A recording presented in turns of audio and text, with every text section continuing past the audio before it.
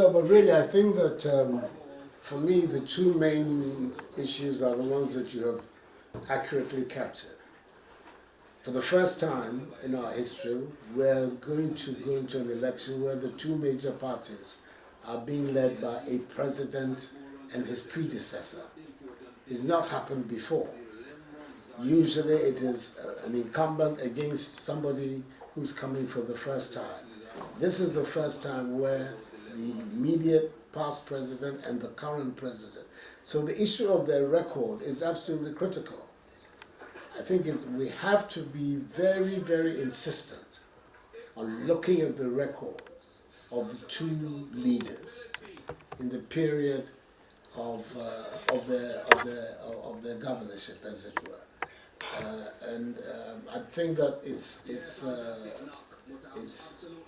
inescapable as far as this election is concerned. And then secondly, deriving from it is also the question of how well they have managed the various issues in the country during that time. And when we're talking about that, we're not talking just about COVID, we're talking about the whole period, for me, from the 7th of January 2017, right up till today, right up to the election. And I think too that is also inescapably part of the mix, a critical part of the mix for this election. So as far as identifying the two critical issues that we have to define for the Ghanaian electorate, I think you're spot on in insisting on, first of all, the comparison of record, how effective both presidents have been in terms of furthering social and economic advance in our country. And then, of course, the quality of the leadership that they provided.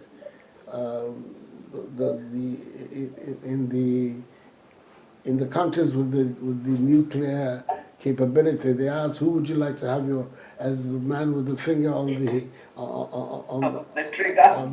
the bomb?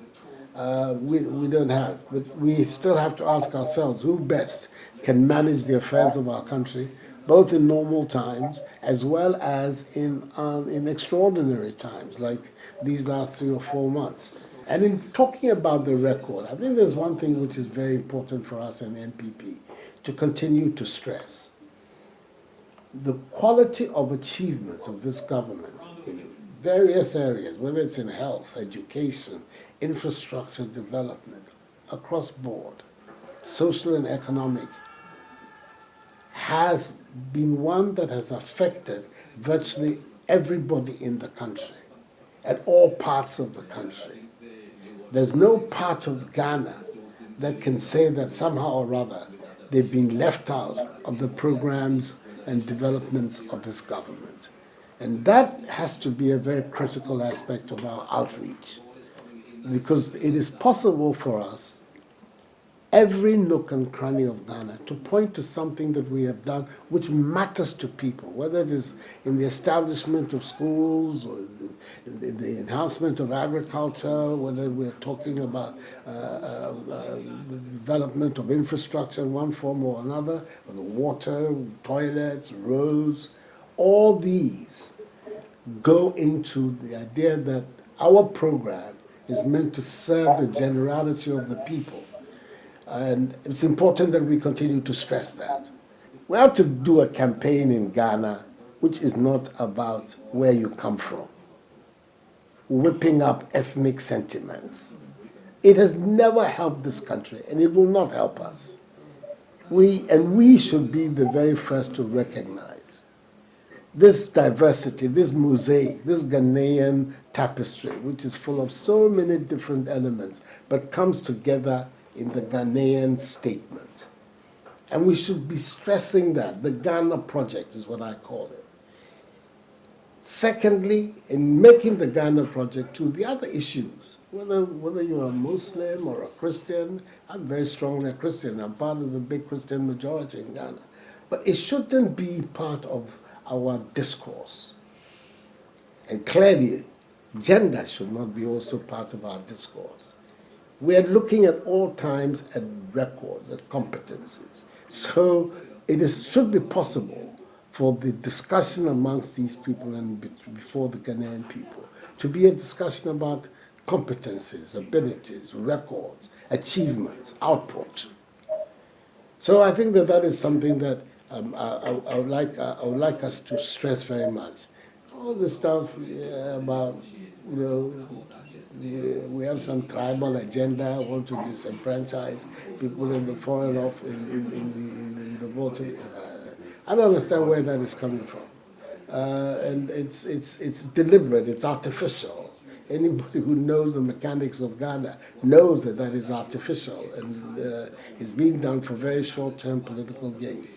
I'm not sure that it's a legitimate way of advancing a political agenda. Certainly, it's not one that I would want to